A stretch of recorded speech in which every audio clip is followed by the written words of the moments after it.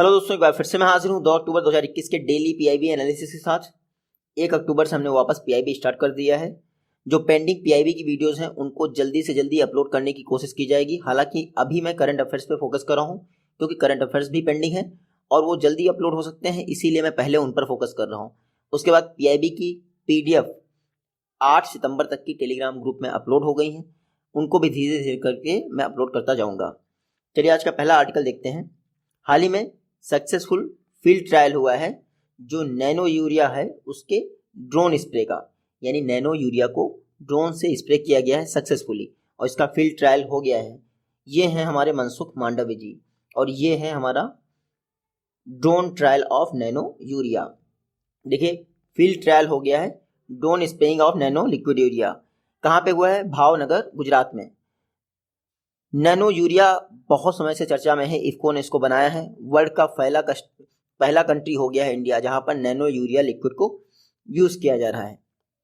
इसके साथ ही इंडिया जो है विश्व का पहला कंट्री हो गया है जो नैनो यूरिया का कॉमर्शियल प्रोडक्शन करेगा।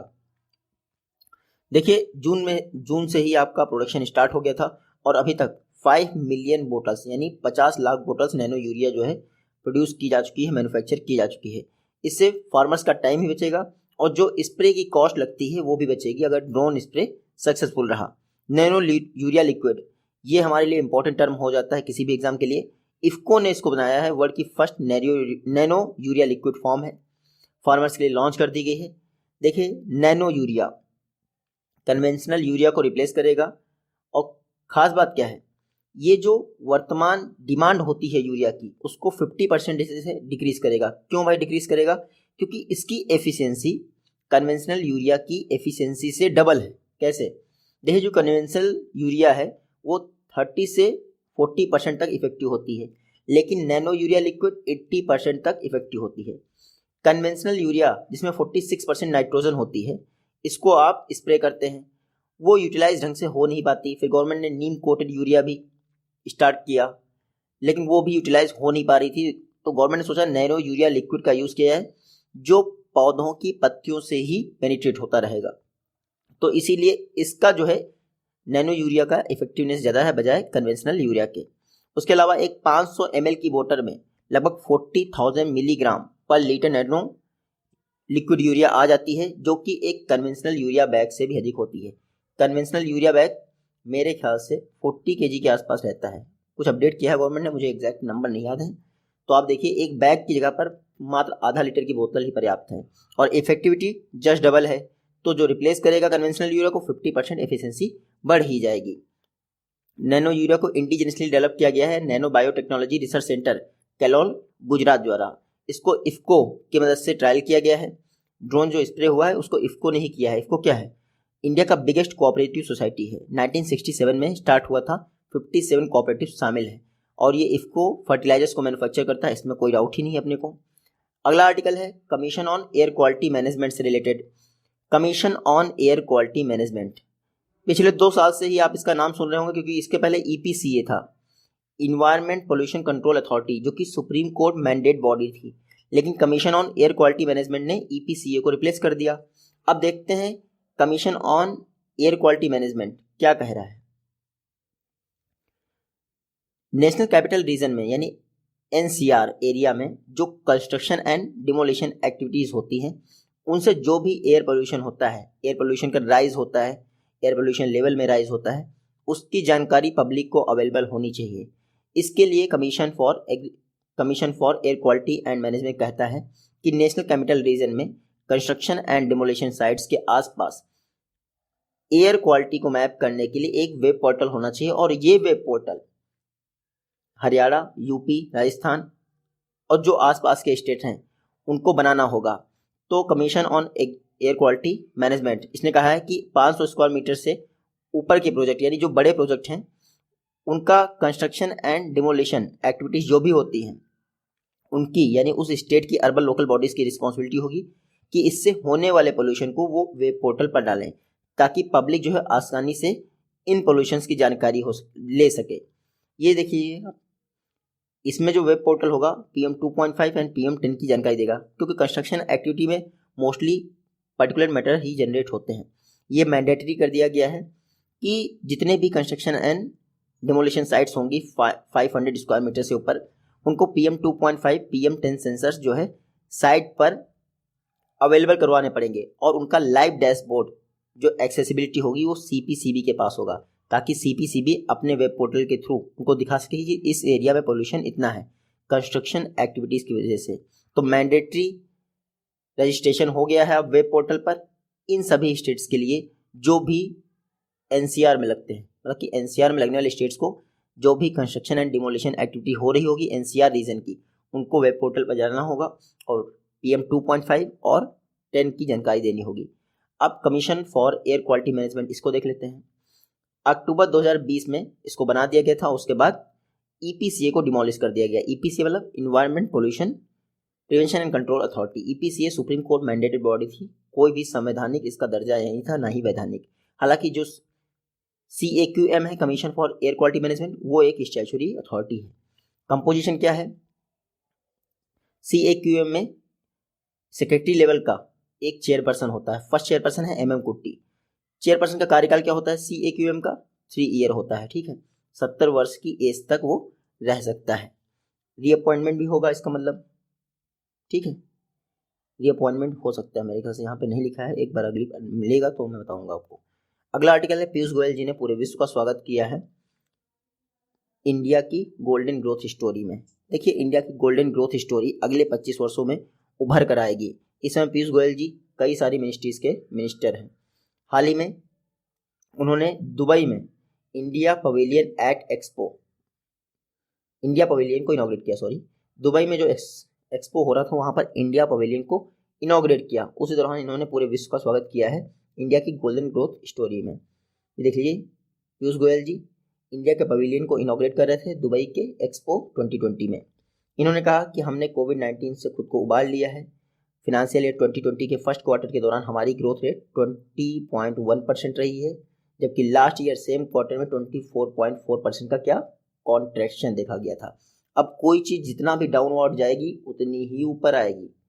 अब ये इनको कौन समझाए? हालांकि ये रियल GDP ग्रोथ नहीं है, लेकिन अब माना तो वहीं से जाएगा ना जहां से आप डाउनवर्ड थे। चलिए देखते हैं। गवर्नमेंट ऑफ इंडिया ने इस वर्ष टारगेट रखा है 400 बिलियन एक्सपोर्ट का, यानी एक्सपोर्ट 400 बिलियन होना चाहिए। इसके लिए पर मंथ अब आपको 35 बिलियन के आसपास एक्सपोर्ट करना पड़ेगा, बचे हुए महीने की बात करें तो।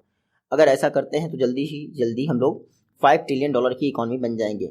और अगले जो 25 वर्ष हैं वो इंडिया की गोल्डन ग्रोथ फेज हैं, यानी कि सुनहरा भविष्य दर्शाएंगे अगले 25 वर्ष। इंडिया UAE अगर ट्रेड की बात करें तो पैंडेमिक से इम्पैक्ट तो हुआ ही है भाई। हालांकि इंडिया और UAE की बात की जाए तो UAE इंडिया का 3rd लार्जेस्ट ट्रेडिंग पार्टनर है। सबसे बड़ा चाइना, फिर USA और 3rd लार्जेस्ट कौन? UAE। हालांकि अगर सिर्फ एक्सपोर्ट की बात करें तो US के बाद 2nd लार्जेस्ट एक्सपोर्ट इंडिया का कहाँ जाता है? UAE को जाता है। $5 ट्रिलियन की इकॉनमी होना है फिनेंशियल ईयर 2024 तक, यानी 24-25 तक इंडिया को $5 ट्रिलियन की इकॉनमी होना है, यानी 3rd लार्जेस्ट इकॉनमी बन जाएगा वर्ल्ड में। इसके लिए गवर्नमेंट का फोकस है कि सर्विस सेक्टर को 3 ट्रिलियन डॉलर का बनाया जाए, 3 ट्रिलियन डॉलर का, मैन्युफैक्चरिंग को 1 ट्रिलियन डॉलर का और एग्रीकल्चर को 1 ट्रिलियन डॉलर का। अभी एग्रीकल्चर कितना है? इस बार 17.5% रहा है ना आपका। मैन्युफैक्चरिंग तो इतना बड़ा योगदान करता ही नहीं। फिर सर्विस सेक्टर 56% के आसपास। अब यहाँ देखिए, 3 ट्रिलियन डॉलर सर्विस सेक्टर करेगा, यानी 60% तो आपका सर्विस सेक्टर तब भी रहेगा, और बाकी बचे 2 वो 20% रहेंगे। इकोनॉमिक सर्वे 2018-19 का कहता है कि इंडिया को $5 ट्रिलियन की इकॉनमी बनना है 2024-25 तक। तो एक वर्चुअल साइकिल इंडिया में होना चाहिए सेविंग, इन्वेस्टमेंट और एक्सपोर्ट का, और इसके लिए इंडिया को 8% की रियल GDP ग्रोथ की आवश्यकता हो। अक्टूबर 2021 से सेंट्रल गवर्नमेंट द्वारा शुगर सेक्रीफाइस्ड, जो एथेनॉल प्रोड्यूस करने के लिए शुगर दी जाती है, उसके लिए इंसेंटिव डबल कर दिया है, ताकि जो मिल्स हैं वो एथेनॉल प्रोडक्शन के लिए शुगर भेजें, क्योंकि मिल्स के पास शुगर बहुत ज़्यादा मात्रा में पड़ी हुई है और वो बेकार ही हो रही है। इसीलिए सेंट्रल गवर्नमेंट ने कहा है अक्टूबर 2021 से जो शुगर एथेनॉल प्रोडक्शन के लिए दी जाएगी उस पर इंसेंटिव डबल मिलेगा। तो अक्टूबर 2021 से लागू हो गया है। पेट्रोल में एथेनॉल ब्लेंडिंग की जा रही है, आपको पता ही है, इसके लिए शुगर नेसेसरी है, और गवर्नमेंट ऑफ इंडिया ने 2025 तक 20% एथेनॉल ब्लेंडिंग का टारगेट रखा है, 2022 तक 10%। तो इसके लिए शुगर चाहिए हमें। बी हैवी मोलेसिस से जाएगी और इसके लिए इंसेंटिवाइजेशन किया जाएगा, डबल कर दिया गवर्नमेंट ऑफ इंडिया ने। देख लीजिए शुगर का सीजन क्या होता है, अक्टूबर से सितंबर। शुगर का प्रोडक्शन कितना है, 320 से 330 लाख मीट्रिक टन, लेकिन डोमेस्टिक कंजप्शन कितना है, 260 लाख मीट्रिक टन। लगभग हम लोग 60 to 70 lakh metric tonne excess sugar produce करते हैं। और ये जो 60 लाख मीट्रिक टन है, इसको फिर पैक करने में, उनको स्टोर करने में एक्स्ट्रा कॉस्ट आती है। तो अगर इसको एथनॉल ब्लेंडिंग के लिए यूज़ कर लिया जाए तो हमारे ठीक ही रहेगा। जून 2018 में गवर्नमेंट ने क्या किया, मिनिमम सेलिंग प्राइस जो है इंट्रोड्यूस किया शुगर के लिए और एमएसपी भी फिक्स कर दी शुगर के लिए। तो 29 रुपीज़ पर केजी के आसपास मिनिमम सेलिंग प्राइस था शुगर का। बाद में इसको 14 फरवरी 2019 को बढ़ाकर 31 रुपीज़ पर केजी कर दिया गया। अब ये करना इसलिए था क्योंकि मिनिमम सेलिंग प्राइस, अब क्या हो रहा था, जब शुगर केन इतना प्रोड्यूस हो रहा था, शुगर सस्ती होने जा रही थी, मिल्स को, फार्मर्स को इससे नुकसान होने जा रहा था। तो गवर्नमेंट कहा भाई शुगर आप 29 रुपये पर केजी से नीचे बेच ही नहीं सकते, यानी फार्मर्स को लॉस ना हो, अल्टीमेटली मिल्स को भी लॉस ना हो, वरना वो डीमोटिवेट हो जाएंगे।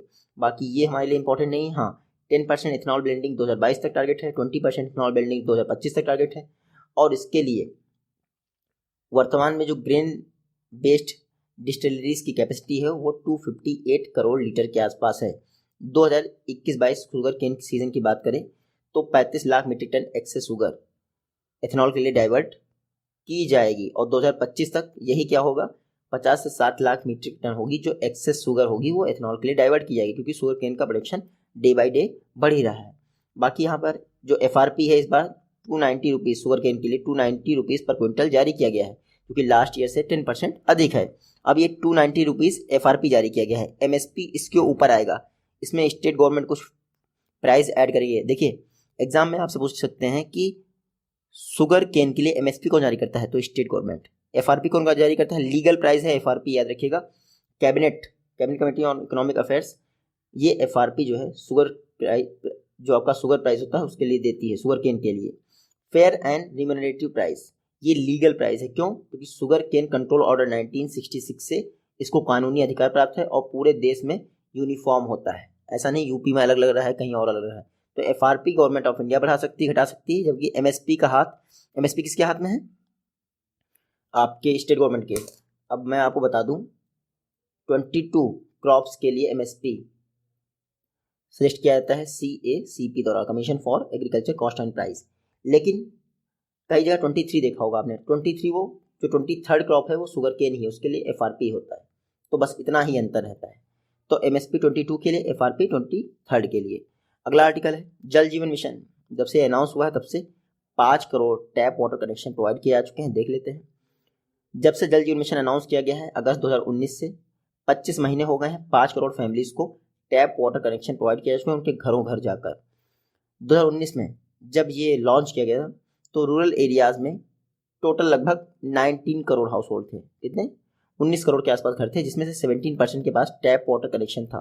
कितने के पास, 17% के पास। लेकिन जल जीवन मिशन के 25 महीने बाद अब 43% हाउस होल्ड के पास। अगर वैल्यू एज देखा जाए तो जब जल जीवन मिशन लॉन्च हुआ था 3.23 करोड़ रूरल हाउस होल्ड के पास टैप वाटर कनेक्शन था, जो कि अब डबल से भी ज़्यादा हो गया है, 8.26 करोड़ हो गया है। जल जीवन मिशन इसका मोटो है no one is left out, किसी को भी पीछे नहीं छोड़ा जाएगा। 78 डिस्ट्रिक्ट 1.16 लाख विलेजेस पहले से ही टैप वाटर सप्लाई प्राप्त कर चुकी हैं। स्कूलों की बात करें तो 76% स्कूल ऐसे हैं जहां पर water supply tap drinking water से है, और आंगनबाड़ी सेंटर 67.5%। पानी समिति भी फंक्शन कर रही, और ये एक लीगल एंटिटी के तौर पर देखी जा रही है। क्यों, 73rd अमेंडमेंट के द्वारा इसको पावर दी गई है। पानी समिति में 10 से 15 मेंबर रहते हैं। कंडीशन ये है 50% वुमेन होनी चाहिए, तो पानी समिति याद रखिएगा, ठीक है। जल जीवन मिशन अगस्त 2019 में लॉन्च किया गया। पर person per day rural house hold में 55 लीटर पानी देना कंपलसरी था, यानी कि अगर आपके यहाँ 10 पर्सन हैं एक फैमिली में तो 550 लीटर पानी पर डे आपको टैप ड्रिंकिंग वाटर प्रोवाइड करना चाहिए। Functional house hold tap connection provide करने थे 2024 तक। ऐसा नहीं हाउस होल्ड टैप कनेक्शन हो गया और वो फंक्शनल ही नहीं है तो बेकार है। फंडिंग पैटर्न, भले ही ये सेंट्रली स्पॉन्सर्ड स्कीम हो, फंडिंग पैटर्न देख लीजिए, जल जीवन मिशन के लिए 50-50% है। 90-10% है, वरना कई जगह पे आपने पढ़ा होगा 60-10%, 60-40%, 75-25%, लेकिन जल जीवन मिशन में 50-50% है, ये याद रखना है। Day NRLM 50,000 women self help groups को बिजनेस कॉरस्पॉन्डेंस की मेंबरशिप दे दी है आज़ादी का अमृत महोत्सव मनाते हुए। तो डे NRLM बहुत समय से हम लोग पढ़े हैं, नाबार्ड फेज 2 के लिए भी हम लोगों ने अच्छे से कवर किया है ESI ARD मॉड्यूल में। उसके अलावा डे NRLM जब से PIB स्टार्ट हुई 9 जुलाई से, तब से इसमें कई बार नाम आ चुका है। हाल ही में इन्होंने 2023-24 तक के लिए रूरल एरियाज में 1GP 1BC सखी मिशन भी लॉन्च कर दिया है। डे NRLM के तहत मिनिस्ट्री ऑफ रूरल डेवलपमेंट की स्कीम है। आज़ादी का अमृत महोत्सव मनाने के लिए डे NRLM ने 50,000 women self help group member को बिजनेस कॉरस्पॉन्डेंस के तौर पर क्या किया है, डेडिकेट किया है। बिजनेस कॉरस्पॉन्डेंस ये डोर स्टेप सर्विस प्रोवाइड करेंगी हर ग्राम पंचायत में। इसके लिए डे NRLM के तहत रूरल डेवलपमेंट मिनिस्ट्री ने 1GP 1BC सखी लॉन्च किया है मिशन। 1GP मतलब एक ग्राम पंचायत में एक बिजनेस कॉरस्पॉन्डेंस सखी होगी। अब ये प्रपोज किया गया है कि एटलीस्ट एक BC सखी डिप्लॉय की जाएगी रूरल एरियाज में यानी ग्राम पंचायत में 2023-24 के एंड तक। हाल ही में 50,000 सेल्फ हेल्प ग्रुप्स को बिजनेस कॉरस्पॉन्डेंस सखी का सर्टिफिकेशन मिल चुका है और उनको बैंकिंग सर्विसेज की ट्रेनिंग प्रोवाइड की जा चुकी है ताकि रूरल एरियाज में डोर स्टेप सर्विसेज प्रोवाइड कर सकें। अब इसके लिए स्टेट रूरल लाइवलीहुड मिशन भी हेल्प करेगा, ठीक है, रीजनल रूरल बैंक भी हेल्प करेंगी। Regional rural bank in business correspondence सखी को ट्रेंड भी करती हैं और इन ट्रेंड जो वुमेन सेल्फ हेल्प ग्रुप्स हैं इसमें से 96% ने एग्जामिनेशन भी क्लियर किया है। मतलब RRB ने इनको ट्रेंड किया बिजनेस कॉरस्पॉन्डेंस के तौर पर, फिर एक एग्जाम लिया गया, उसमें से 96% ने क्वालिफाई भी कर लिया। मतलब कि अच्छी बात है, चलो ठीक है। 54,000 women self help groups member इनको बिजनेस कॉरस्पॉन्डेंस के तौर पर ट्रेंड किया गया है Indian institute of banking and finance द्वारा। डे NRLM इसने एक MOU साइन किया है CSC common service centre e-governance India limited के साथ, ताकि जो वुमेन सेल्फ हेल्प ग्रुप्स हैं वो DG पे सखी के साथ इंगेज हो सकें और रूरल एरियाज में बैंकिंग फैसिलिटीज प्रोवाइड कर सके। तो CSC का इनिशिएटिव है DG पे सखी, इसमें डे NRLM की वुमेन सेल्फ हेल्प ग्रुप्स भी ऐड हो जाएंगी। डे NRLM रूरल एरियाज में मल्टीपल लाइवलीहुड कंडीशन प्रोवाइड करने के लिए लॉन्च की गई डे NRLM स्कीम। जब ये लॉन्च की गई तो उसका नाम था आजीविका नेशनल रूरल लाइवलीहुड मिशन। 2 जून 2011 में लॉन्च की गई। जितने भी पुअर हाउस होल्ड से सभी रूरल एरियाज में उन पर फोकस किया गया उनकी लाइवलीहुड कंडीशन को बेहतर करने के लिए। तो पहले 2011 में जब लॉन्च की तो आजीविका NRLM इसका नाम था, लेकिन नवंबर 2015 में इसका नाम क्या हो गया, दीनदयाल उपाध्याय अंत्योदय योजना national rural livelihood mission. 7 crore poor house holds की लाइवलीहुड कंडीशन को बेहतर करने के लिए लॉन्च की गई है और 8 से 10 वर्षों में इसको कंप्लीट करना है, यानी सपोर्ट प्रोवाइड करना है। बस इतना ही बेसिक याद रखिए। मिलते हैं नेक्स्ट वीडियो में, टेक केयर, गुड बाय।